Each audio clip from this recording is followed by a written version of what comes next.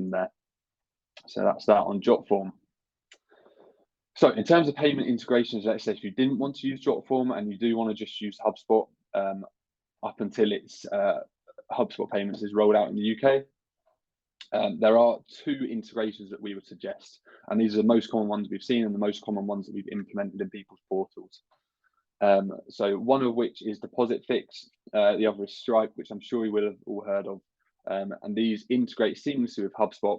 HubSpot's such a huge system. It's got an open-ended API, so loads of these companies can create integrations for them, and thankfully you do end up seeing big companies like Stripe and some useful integrations like Deposit Fix as well, that sort of solve the issues that arise with HubSpot right now. So aside from those integrations, there are some other great integrations. Like I was saying, HubSpot's got an open-ended API, which means that anyone could come and create a system that integrates seamlessly with it. So if you have any, let's say you have, you need a parent signature on part of a document or something like that, you can integrate DocuSign or PandaDoc. I'm sure there are lots of other systems out there. These are just the two that we most commonly recommend and the most common ones that we implement in our clients' CRMs.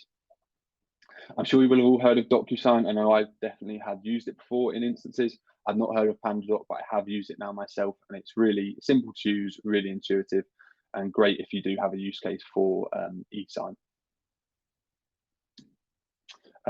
Just on that, I forgot to mention, as they integrate seamlessly with your CRM, you can send out these documents straight from HubSpot. You don't need to go into the native systems. You can do it straight from HubSpot, send out to your contact records in your CRM.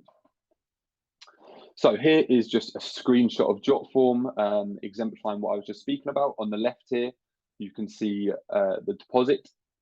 So that would be a payment integration. You can see here it allows you to do debit or credit card and PayPal as well. And on the right here, we just have an example of the eSign system here. So someone just put their signature in, automatically push through to HubSpot. Simple as that. So highly recommend if you're looking to do either of those two things. Okay, so now getting into the fun stuff, deal pipelines. So we would recommend using deal pipelines to track the stages of the application process, whether that's from inquiry all the way through to enrolled, or whether you have you know, a different start point or a different endpoint. You know, the endpoint might be just deposit being paid. The benefit of HubSpot is that this is completely customizable. Like I was saying earlier, these pipeline stages aren't specifically set prior to joining HubSpot. You go in, you make them look however you want. You can see in this image here is the example of where you edit it, and you can have all these different stages. There is no limit to how many stages you can have in a pipeline. You can have as many as you like, but I'm not sure if you'd want more than 20 or 30. That might get a bit confusing. And what you can do is edit these stages and sort of map out your entire application process and move these children along each stage, so you know how many people are in each stage, and we'll get into some more things you can do with those pipeline stages. Important to mention, with starter packages, you'll have access to 2 sales pipelines. So feel free to use those whatever you like. But if you get Pro, let's say you use all 2 and you need a few more, if you just get a HubSpot Pro package, I believe you get 5 pipelines. So really good if you've got lots of different revenue streams or stuff like that. You can also, whilst I'm on this screen, important to mention that if you do go for a Pro package, you can also bring in some of the automation features with pipelines, which you can't do on starter. So it opens up a lot more room for more technical things when you move on to a Pro package. Okay, so now we've moved on from the pipeline stages. Well, we've not moved on completely. This is still linked to the pipeline stages. So you can see in these images, let's go just here, there's a deal probability column. Essentially what that allows you to do is assign percentages to different stages on how likely you think they are to close. So here you can see if someone's registered in the deal probability, whoever set this up considers someone registering as being a 20% probability of that person closing as a student. And you see it goes all the way down. You can set them 10, 20, 30, all the way down to 90%, where they're right before that final stage. Excuse me. And then you can also have, you can also set these to won or lost. So once it's all completed, you have a stage that's just won, move anyone who's fully enrolled at your school to that stage. Now, over on the left-hand side, you can see that there are some values at the bottom here. Now, whilst it feels almost wrong to assign a financial value to a person, that is essentially what schools do. The students coming in do hold a value to your school, and that needs to be tracked just like any other business in a pipeline for the most success. So whether, let's say, you have a day school versus boarding, they'll probably differ in price. Or I know some colleges I've worked with will have short courses, online courses, BSc, BA, master's courses, and they're all going to bring in different value to your organization. So this allows you to assign different values per deal. And then in each pipeline stage, you can see a total at the bottom of how much is sitting in one stage. We'll get into some automation in a moment, but you can also sort of report on this stuff. So you can look into, let's say, how long are people staying in this interview stage? How long are they staying in the application receive stage? Is there a sticking point in one of these stages that's causing some sales to drop off or fall through? And you can report on this sort of stuff and analyze it, and then bring in that automation to sort of streamline these processes and make it as simple as possible. And finally, I will just add on that reporting note that you can look at funnel reporting. So you can look at how people are moving through each stages, how money's moving through each stages. You can estimate close times based on how long people are spending in each stage. Really useful. So I mean, some of those funnel reportings are only available if you have pro packages, but I'm sure there are some workarounds and starter which we can discuss at a later date if anyone's interested. I will just check that that's everything I want to say. Yeah, perfect. So now we get on to the more fun stuff, the automation. So with automation, where I was saying previously, you can move students through the different stages of a pipeline. If you have Sales Pro, you can basically automate this. So you can say a really simple one would be an inquiry form. So once someone fills out an inquiry form, you can have it automatically create the deal and put it in that very first stage, which is inquiry. And let's say they have to pay something or fill out another form, you can dictate it so that that form or that payment means they move to a different stage. This is obviously brilliant. If you set this up and find all of the defining factors for each stage that dictates where they move, whether they move one stages, two stages, or anything like that, you can automate this whole process. It takes out a whole lot of man time and manpower, and it just creates a really nice streamlined process. So you can see on the right here, there's a massive workflow with lots of different branches. These branches are brilliant. They can let you say, let's say, for example, you want to send some follow-up emails off the back of them filling out a form or something like that. You can check if a contact has opened that email, if they've clicked a link in that email or anything like that. And then you can sort of split them up and send them down their own respective branch. So you can have a branch of people that did open the email within a 5-day period. Let's send them these comms. Or you can have a branch for people that didn't open the email within a 5-day period. Let's maybe delay, let them cool off a bit and send them some different comms. So lots of great features on automation. And in terms of sending out follow-up emails, you can send all sorts of stuff. You can also send these around a date, which I think is a really good thing to do. So let's say once someone applies, they have a 5-day period to pay their deposit. You can set the workflow up centered around that date to send notifications maybe 3 days out saying you have 3 days to pay your deposit, 2 days out, 1 day out, leaving on the day. So it's really good for stuff like that and really good for making sure people do get their money in on time if you are keen on getting those deposits in. I believe that is all I need to say on this. Just one more thing, actually. You do have a set property feature in workflows, which is really useful. So if someone's going down a certain stream or a certain branch and you know that that means this property needs to be updated, let's say they've attended an open day, you can automatically set that through automation to say that they have attended that open day. Just an example there, but really good for setting properties. It means you don't have to go in and manually update a property per contact that's filling out a form or anything like that. You can just set it up so it all automatically does it for you, sort of make your job as easy as possible. So just jump in if you have any questions. Like I was saying, Maddie is in the comment section on the side. And I know I talked quite quickly, so do just jump in if you have any questions and I'll get through those at the end. Okay, so internal communications. So you can set up tasks when an action needs to be taken. You can send internal notifications when an application stage is complete. And you can also use shared inboxes. So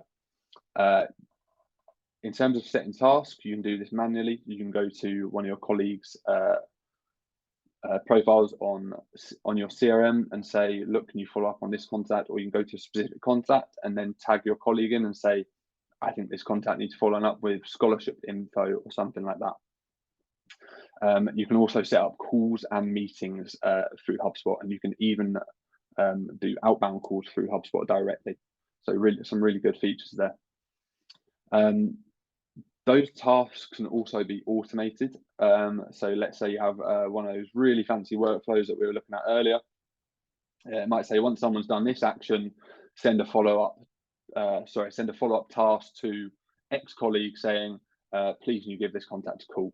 And then you can also set it as a to-do, you can set it as a call, you can set for the task to be done within a specific time period. So let's say this task needs to be completed within 3 days or within an hour or something like that.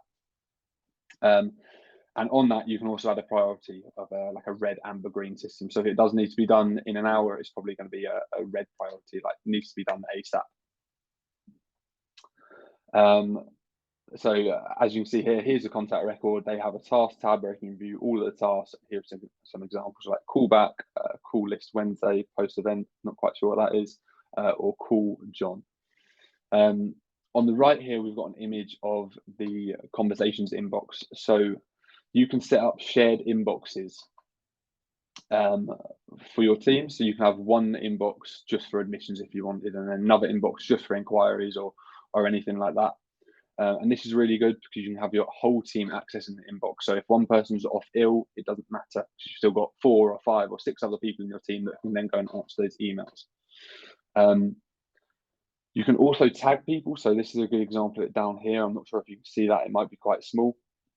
But you can see someone has gone in and they've tagged a member of our team and said, please, can you follow up on this? So you can leave internal notes on a conversation. You might want to say, look, I'm not actually sure what this student is getting at or what this parent wants or what the issue is with their deposit. Colleague, could you please follow this up? Could you please advise me on what to do? So it's really good to sort of have a communal inbox where you can all help each other out, figure out the answers. And if someone's away, you're never going to miss an email. Right, jumping on to the next slide. So your resources. I may have gone through this quite swiftly, so I apologize for that.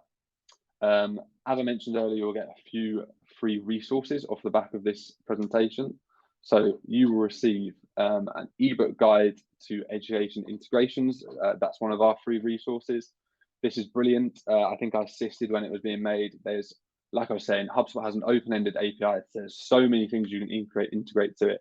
And as HubSpot's such a huge system that loads and loads of companies are using and loads more companies are taking on, lots of companies and lots of systems want to integrate their product to HubSpot, which means it's a great place to use your CRM because you can have loads of, like the payment stuff we were looking at earlier. If you're using some sort of other CRM, they may not have those features.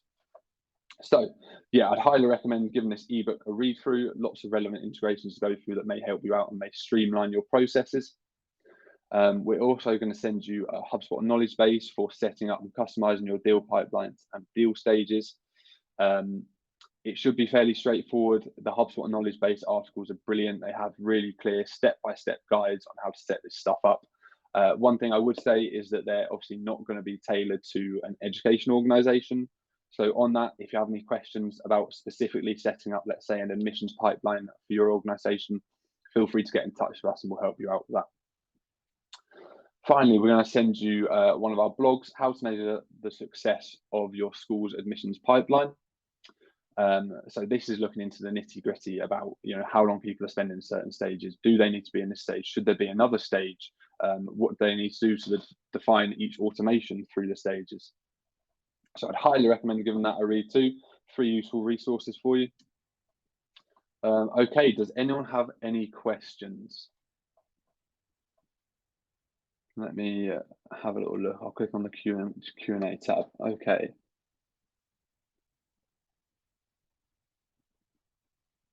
Okay, so one of the questions is, how do you associate student and parent records or alumni to sibling student record? That's a great question.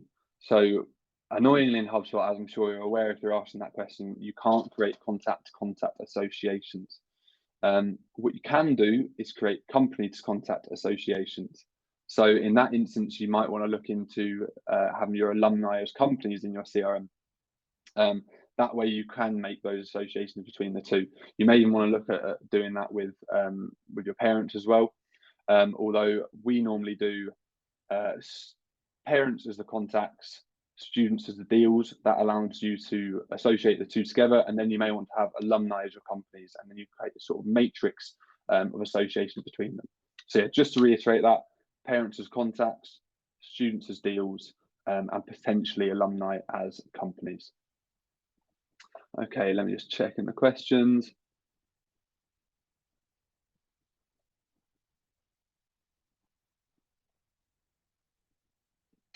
Okay, so someone has asked, John has asked, how can you send an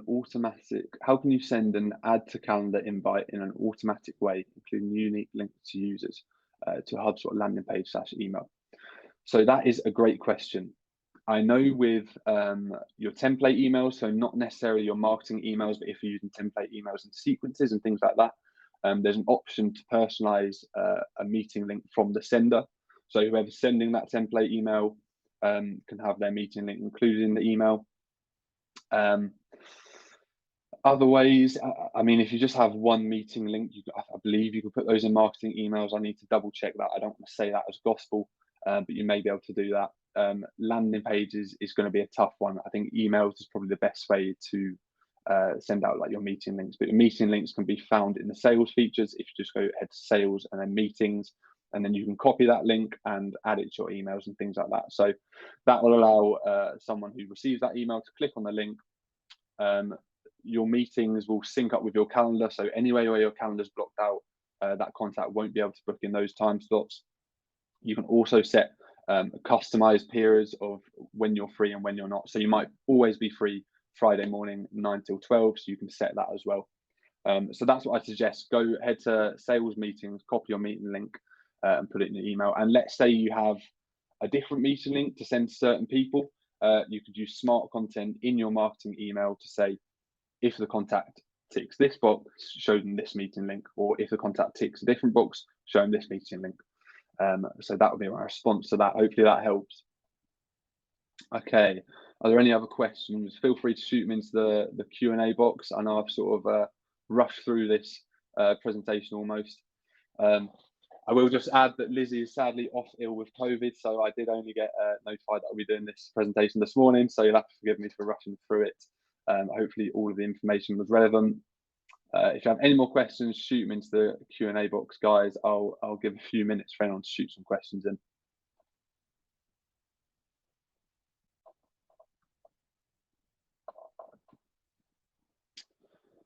Okay, so Debbie has asked, if you have a student with the same name, would there be a deal duplication error? No, this should be fine. I believe you can have multiple deals with the same name. They'll just have different deal IDs. So deal ID is a unique identifier behind the deal. So if you have multiple deals with the same name, that's fine. Their deal ID will be different. It may come up with some complications on your own side, trying to distinguish which student is who. But you can have other information on that deal record to sort of identify who they are. So you might be able to tell who they are by their association to their parent, or their association to something else, or any other data points that you've chosen to have on your contact record. So yeah, the answer is no, there shouldn't be a duplication error. The deal IDs will be unique. It's different for contact records. The unique identifier, although there is a contact ID unique identifier, there's also email address which uses the unique identifier under contacts. So that way, as long as they've got a different email address, you should be fine. But yeah, in terms of deals, you should be fine. I'll give a few more minutes for any questions. Hopefully I answered that one all right. Let me know in the chat if I didn't.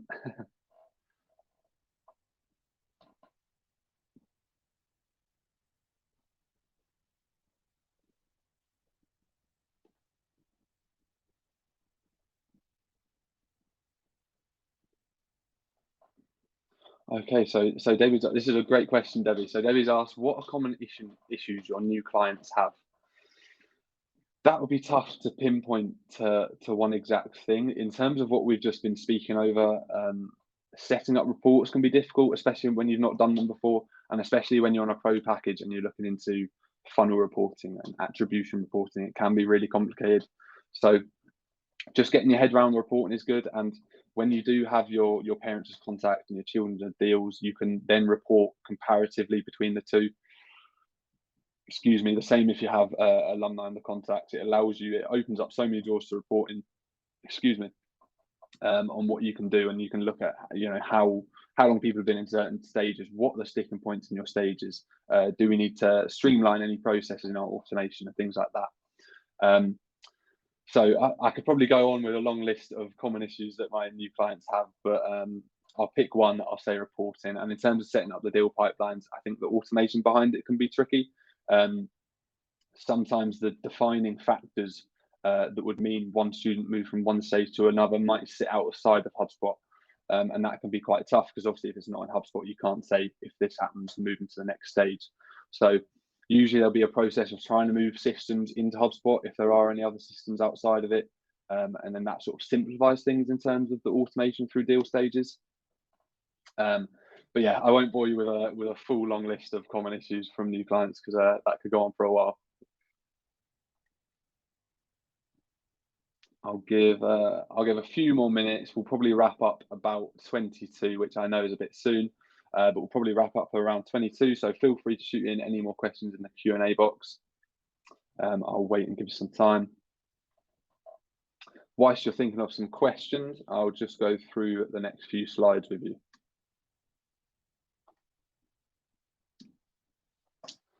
So please join our hug if you haven't already. I'm sure quite a lot of you will have, since you're sat here in our hug right now. But if you haven't, we've got this private page on Facebook, which is called HubSpot User Group for Education, with a leading HubSpot User Group for Education in the UK. This sort of acts as a community, so come here, ask any questions you have. All of the HubGem team are in this and actively looking to help people out. So please do ask any questions if you're struggling with things. Share useful resources if you have them. Share new processes if you have them. We'll be posting about all sorts of stuff, whether it's new features and how they relate to education groups, or whether it's just a latest blog post or newsletter from us. So I'd highly recommend joining that. Lots of great information going on in there. And like I was saying, Maddie does a great job at managing that. So the next steps, please subscribe to our marketing and admissions blog. And if your education organisation has a non-profit aspect to it, we do also have a non-profit blog as well. So please subscribe to both of those. We've got lots of great blogs pumping out all the time from members of our team. Enjoy your free resources, which we sent out via email after the hug, and have a good read through them.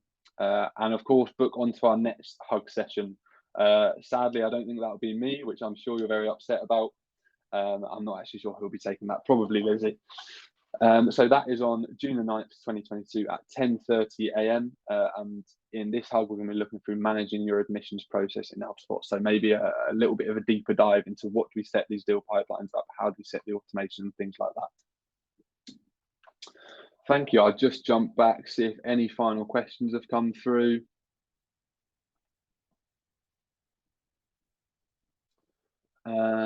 Are we getting the slides? Yes, you will. Maddie is on that. She'll send out those slides straight away. I can promise you that.